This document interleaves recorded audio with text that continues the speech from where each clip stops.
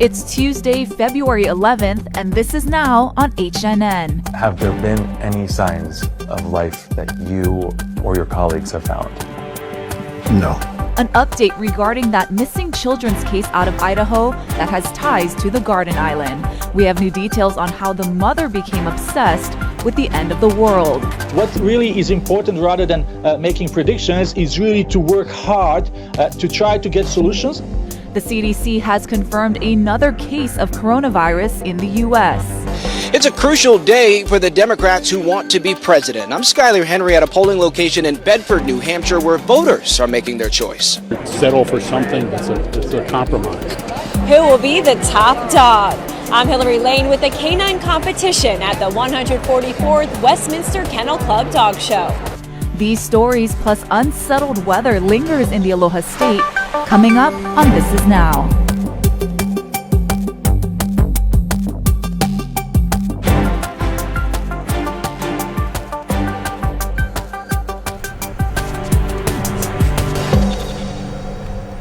Good morning, everyone. Thanks for joining us for This Is Now. I'm Jonathan, your director-producer, alongside Ashley here. We're starting the news off today with some breaking news out of the Philippines. That's right. Officials there are notifying the United States that they will end a major security pact that allows American forces to train in the country.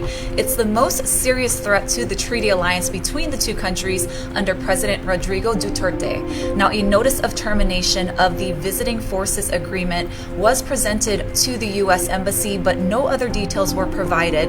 President Duterte has often criticized U.S. security policies, despite the Philippine military's close historic ties with its American counterparts, and the U.S.'s presence in the South China Sea has been seen as critical to counterweight China. Of course, we'll keep following any developments with that story. Of course, it has huge implications here because of our military community. We'll keep following it for you and have the latest coming up tonight on our evening newscast. For now, let's move on to another story. We've been following it. We went to the Garden Island, actually tracking this story. Now the auntie of one of the two missing Idaho kids says their mother had recently become absolutely obsessed with doomsday. Right, so 7-year-old JJ Vallow and 17-year-old Tylee Ryan mysteriously disappeared back in September. That's just a few weeks before their mother, Lori Vallow, married Chad Daybell, who has written multiple books about the doomsday scenarios. Now, the couple was last reported to be on Kauai, and Jonathan Vigliotti has been following this story from Rexburg, Idaho. As authorities work to find out what happened to Joshua J.J. Vallow and Tylee Ryan, they're looking into the past of Chad Daybell, now married to the children's mother, Lori Vallow. Daybell self-published more than 25 books from this Idaho home, many about his brush with death and the end of the world. His preachings are what first attracted Vallow. In a Skype interview, the missing girl's aunt says Vallow became obsessed with doomsday scenarios. And she says, sometimes I think it would just be better just to put my kids in a car and go off the side of a cliff. Vallow moved to Idaho to be with Daybell after her previous husband, Charles Vallow, died of suspicious causes last summer in Arizona. Daybell's wife, Tammy, also died under mysterious circumstances last fall. The sheriff in Fremont County, Idaho, is investigating. So there's a chance here that Lori could have also played a role in this death along with Chad. There is a chance that has occurred, and one of the things that we are looking at very closely. Last month, authorities confiscated 43 items from Chad Daybell's Idaho home, including cell phones, journals, documents, and medications. Have there been any signs of life that you or your colleagues have found? No. You would expect parents, and specifically Lori as a mother, to be a little more responsive about what's going on with her children. There has been no sign of life or death, and without that, an investigator tells me it's all but impossible to bring this couple back here to Idaho. Tammy Daybell's body has been exhumed. We are now waiting on the results of an autopsy. Jonathan Vigliotti, CBS News, Rexburg, Idaho. Now, Lori and Chad have denied any wrongdoing. They were supposed to produce the children in Idaho. That was back on January 30th. Obviously, that didn't happen, so it's a story we're going to continue to track here. Definitely, especially if they're still in Kauai. Yeah, definitely. Moving on, we have to get to the latest on the virus that everyone's talking about and wants to know about. Right, the CDC is confirming a 13th case of the coronavirus in the U.S., this time in San Diego. Now, the patient was on a government-chartered flight last week from Wuhan, the Chinese city at the center of the outbreak. Carter Evans is in California, where the first Americans to arrive from Wuhan are set to be released today from quarantine. The confidence level from the CDC is that none of us have got it.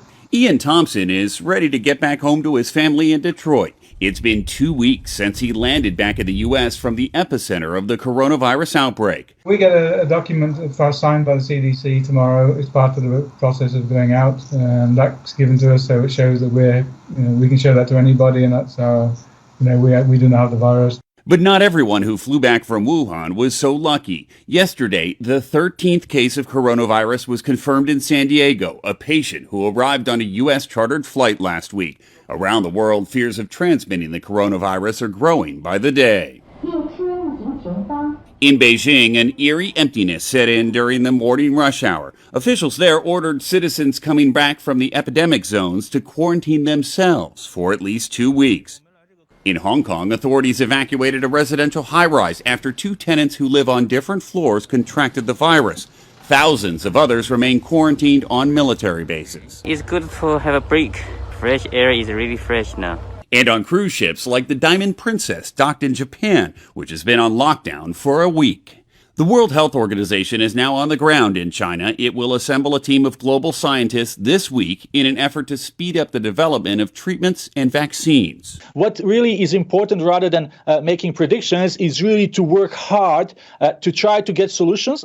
The CDC is now testing nearly 70 people here in the U.S. who are suspected of having the virus, including another person on that flight from Wuhan who's now in San Diego and is showing symptoms of the virus.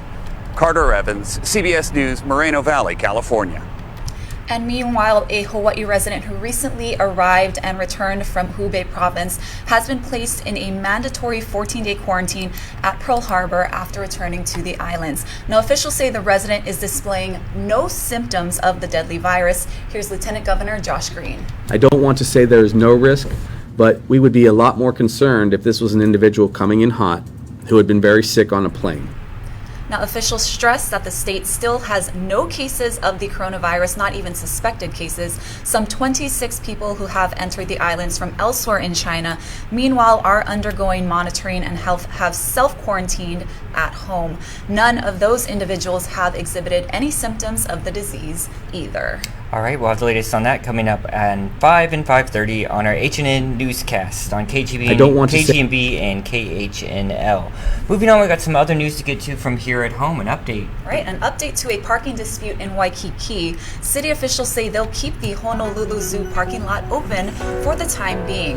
Now, they plan to close it between midnight and 5 a.m. in line with park closure hours. That was supposed to happen last month, but the community spoke out against the idea, including nearby businesses. So the city says it's currently exploring other options. Yeah, you've been covering that story since we first broke it. I know a lot of businesses there were really upset. There was Hula's there upstairs that was complaining about the problem, and a bunch of people showed up to that neighborhood board meeting as well. Right, it's one of the only affordable parking spaces left in Waikiki. So a lot of workers, local workers who work in Waikiki Park there, surfers. But I guess the city was having an issue because it's meant for park and zoo users. Yeah. So that parking for those people. Everyone's got their secret Waikiki spot. You have yours? I have mine. I'm not telling. The zoo was a great spot. It's a good alternative. Hey, more restaurant news, sad restaurant news. I hit up this place all the time. Gordon Biersch closing down or shut down already. Yeah, abruptly closed after 26 years of business. The restaurant at Aloha Tower Marketplace served its final meals Saturday night. Now, Hawaii Pacific University, which owns the facility, says the closure was unexpected, and other Gordon Biersch locations across the nation also abruptly shut down this weekend too. Now, Aloha Tower's management firm, Hawaii Lifestyle Retail Properties, says it's already receiving inquiries to fill the vacant space. And I was excited to see a comeback there because they just got the spaghetti factory. Oh yeah, I was there the other week, and it was crowded. There was live music. It was hot. It was a hopping spot, and I loved it because it's one of the few places you can sit on the water. You'd think there'd be a lot of places around here to sit on the water, but there's really not on the South Shore. All right, let's move on to some other news. We got to get you outside real quick. Check of the weather. Look at Diamond Head. Still feeling pretty cool out there this morning when I came in. Second day in a row that I got wet as well. Let's get you updated on the rest of your forecast. Here is Guy Huggy. How's it on this Tuesday? We're still tracking this, potent storm system. Thunderstorms are firing up earlier just over the ocean east of the Big Island. Now, some of this moisture could swoop back around, expected to come back into the state later this afternoon. So there's a possibility for more heavy rain this afternoon, mainly for Maui County and the Big Island. We'll all get buffeted by these strong northerly winds. And because of that, temperatures will run cool today, below average temperatures for sure, maybe a high of 80 here in Honolulu as well as over in Hilo. But again, we could get some heavy downpours late this afternoon, mainly for the east of the state. Drier conditions expected for Kauai. They're kind of out of the reach of that disturbance. Now, the surface building is going to be big, it's going to be dangerous, and it's going to be unrideable up in the country and maybe down on the west side as well. If the winds switch more to the north, then we could get some decent conditions on the west side. But if they continue to come from the northwest, it's going to be wash out there as well with decent conditions on the east shore. So we've got one more day of inclement weather. We could get some heavy downpours, maybe some thunderstorms this afternoon with those brisk northerly winds. And then the winds back off tomorrow. The disturbance weakens and pulls away. So we'll see warmer temperatures, more sunshine, and lighter winds. And those lighter winds will carry on until the weekend when the winds step up again. Keep it here in Hawaii News Now. We'll have all your severe weather updates. All right, thanks, Guy. To politics now. It's primary day in New Hampshire, and voters there are weighing in on who they want to be the Democratic nominee for president. Here's Skylar Henry. Voters went to the polls to cast their ballots in the first presidential primary of 2020. You got to go with your gut and what you want, not what you settle for something that's a compromise. Candidates showed up to thank supporters and encourage a strong turnout. You're going to have to bring people who in the past have not necessarily voted. Polls show Vermont Senator Bernie Sanders, who won the New Hampshire primary in 2016, in the lead. Followed by former South Bend, Indiana Mayor Pete Buttigieg. What makes him stand out to you all? For me, it's his values, his calm demeanor. Minnesota Senator Amy Klobuchar has surged in the last few days. She is now placing third in some polls by appealing to New Hampshire's many independents. I feel like she could work with both sides and kind of reunite our country. Joe Biden made his pitch to the state's moderates, but now says he's only mildly hopeful about his chances here. He announced today he's not sticking around for the results. Instead, the former vice president is going to South Carolina and then on to Nevada. The rest of the nation is out there. There's an awful lot of electoral votes to be had. The last time New Hampshire voters picked the eventual Democratic presidential nominee was in 2004. Skylar Henry, CBS News, Bedford, New Hampshire. All right, and we are joined now by Greta Van Susteren, host of Full Court Press, live from Washington, D.C. with more on the New Hampshire primary. Now, Greta, after the chaos and confusion in Iowa, what's the mood like in New Hampshire with voters and the candidates? Well, of course, there's a lot of interest on the ground in New Hampshire. In fact, your Congresswoman Tulsi Gabbard has been aggressively campaigning in New Hampshire for the past 6 months or so. They're all fighting for every last vote, every last delegate. But Vice President Biden, apparently a little discouraged, he is leaving the state of New Hampshire early to head to South Carolina to campaign there because he expects that he'll do better in South Carolina. He doesn't see that the writing on the wall is good for him in New Hampshire. In New Hampshire, it is expected that the winner might be Senator Bernie Sanders. He won 4 years ago against Secretary of State Hillary Clinton. But it may be a do or die for Senator Elizabeth Warren. She was the front runner last spring, summer, and into the fall, and now she has drifted way down, did poorly in Iowa. And if she doesn't do well tonight in New Hampshire, she may have a hard time getting any more money, contributions into her campaign, and you can't go on without being able to pay for your campaign. All right, Greta, let's keep on Tulsi for a moment. Let's keep talking about Tulsi for one moment. CNN just published a story that says Gabbard practically moved to New Hampshire. Will it matter? From what you're just saying, it doesn't seem like it. Well, we don't know. I mean, I have no idea how she's polling, internally polling. But, she's not expected to win number one. But if she came in fourth, that would be beyond expectations for what she's supposed to, what people expect that she's going to get. So don't count her out yet. She's a very interesting candidate. A lot of these candidates are very much alike. On the far left, you might get Elizabeth Warren and Bernie Sanders looking very much alike. You've got the ones in the middle who look alike, like Klobuchar and Biden. They may have a lot of things that they look similar to each other on, and Mayor Pete as well may fit into that moderate group. But Tulsi Gabbard, the Congresswoman from Hawaii, she's very different. And there's an independent streak in New Hampshire. 40% of the voters in New Hampshire are independents, and they can vote in either Republican or Democratic primary today and tonight. So who knows? They may like her sort of independent streak because she's very different than the other Democratic candidates. Right. I was going to ask you about the independent voters. What are they doing there to appeal? What are the candidates there doing to appeal to that voting bloc? Well, if you are Senator Amy Klobuchar, you point over at someone like Bernie Sanders and to Mayor Pete and talk about how they have sort of bumper sticker slogans, meaning that they are promising things that can't happen. And more specifically, Bernie Sanders. Bernie Sanders talks about free college, Medicare for all, and Senator Klobuchar says, look, that's impractical. That's not going to happen. That those are great things everyone would love to have, but we can't afford those things in this country, and more importantly, we can't get it through Congress. So she is sort of critical of Bernie Sanders. So she's hoping to appeal to the independents by saying, look, He's offering you the moon, but he can't deliver it. Come to me, meaning Senator Klobuchar, because I'm more practical and I'm telling you the straight talk, what we can actually do for the people of New Hampshire and the country. All right, Greta, after Iowa's debacle, are you seeing any signs or any inklings of anything going wrong there in New Hampshire today? Everyone's got all eyes on it and how the voting's actually taking place. Well, the biggest problem in Iowa was that app that they used, and then their backup system was not really a backup system, so they really shot themselves in the foot. New Hampshire is not a caucus but a primary. It doesn't have that system. But if you jump ahead to Nevada, that's a caucus, and they had intended to use the app, but they've already said, look, we're not using that app. I mean, that app's turned out to be a disaster. And you've even got such longtime Democrats like James Carville, who ran the campaign for President Bill Clinton when he ran in 1992, and he is saying about the Democratic Party, they can't count votes, meaning Iowa.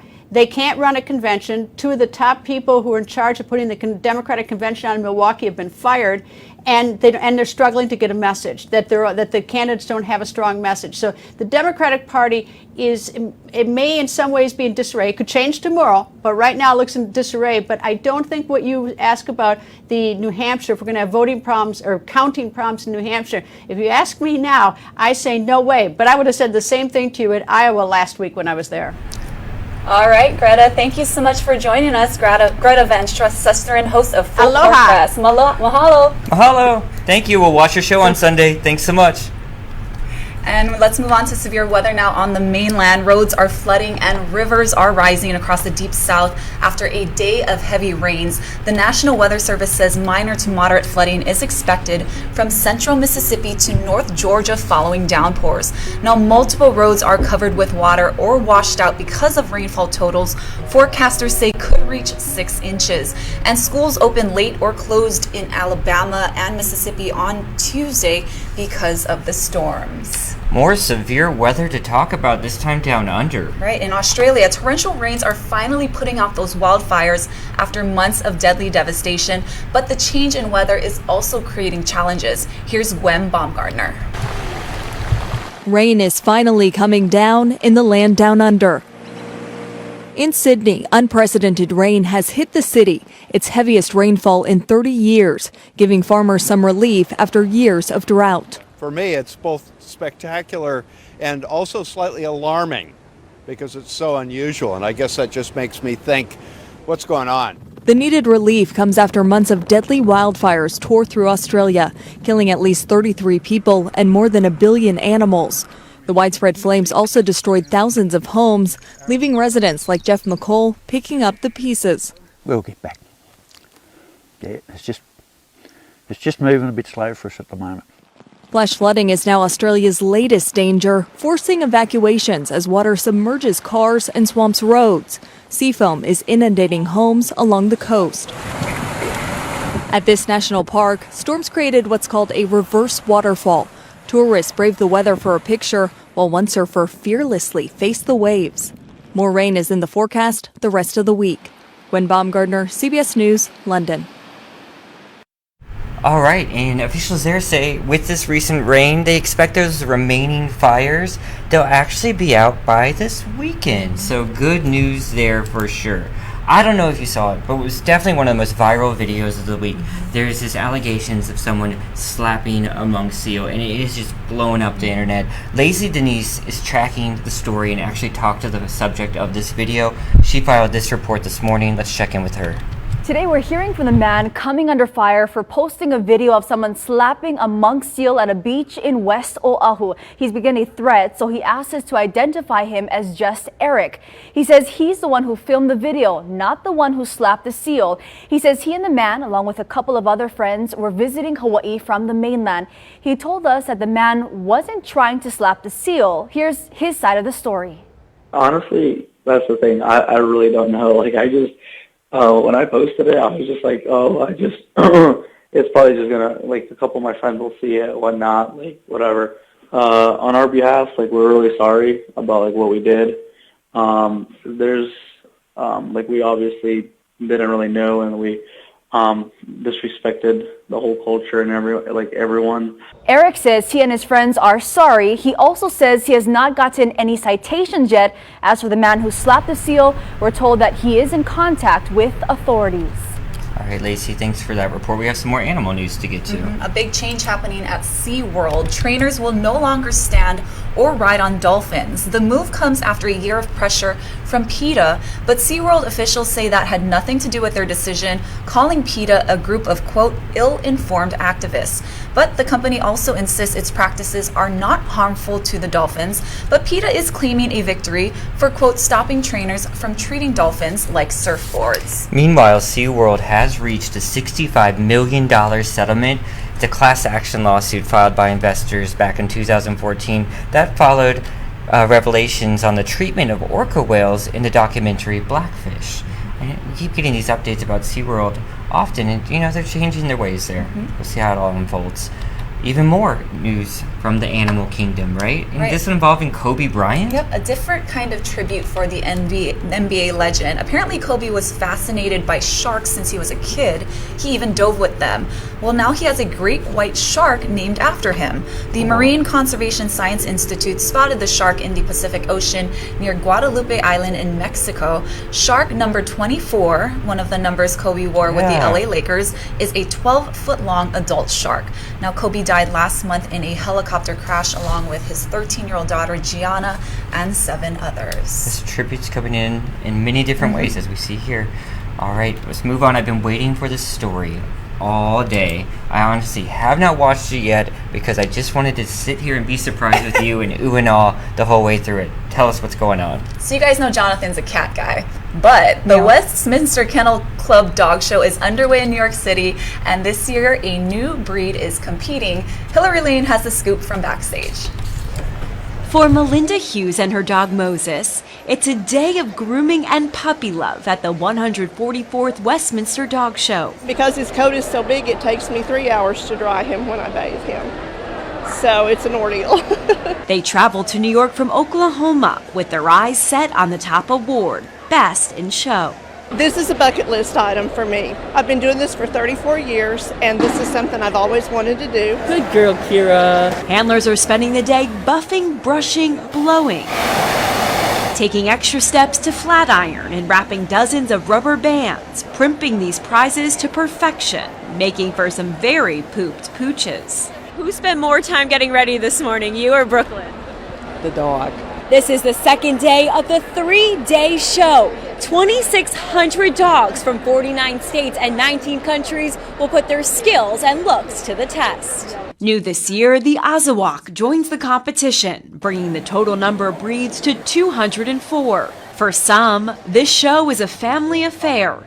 Venus, a bomb detection dog, is hard at work, keeping everyone at the show safe. Last year, her mom won Best in Breed at Westminster, and this year her sister is competing. It's nice that she's protecting them as well as everybody else. It's what she does, it's what she enjoys, and she's very good at what she does. Westminster is the second oldest sporting event in the country. Only the Kentucky Derby is older. As they say, every dog has its day, but only one can be the top dog Tuesday night when the Best of Show trophy is awarded. Hillary Lane, CBS News, New York. Oh man, that might have just made me a dog person. That's so cute. You should be a dog person. That little chow. The little chow, the big chow. Big chow. Have you ever been to a dog or cat show? A cat show? Yeah, is that cat a thing? shows are a major thing. No. Yes. But no, neither. They do a really cool one here at the Blaisdell. I covered it last year. A cat show? A dog show. Okay. The cat shows they do here too. I actually went to a cat show in Arizona. This is a really quick funny story. This is how serious people take it. I was interviewing this woman. I noticed she had a red spot on her nose. And I was like, oh, and I didn't want to say anything because it's a red spot. And then she keeps talking to me about how she prepped for the cat show, and she said, little Whiskers here gets nervous, so all last night the only thing that calms him down is to lick my nose. And licked her nose raw. Bizarre. And she allowed it to happen. And allowed it to happen. So they prep in all different ways, and it's a certain breed of people who might attend I this. just can't imagine cats putting up with that. And they get out all the time, and then when they get out over the PA system, there's a loud announcement that goes, cat out, cat out, cat out, and everyone shuts the doors. Yeah. Well, we'll go. I know of a field trip we'll be great. making. So can't wait. I can't either. All right. That's more dorky news about me. But until tomorrow, let's get out of here, Ashley. Have a good day, everyone. Bye.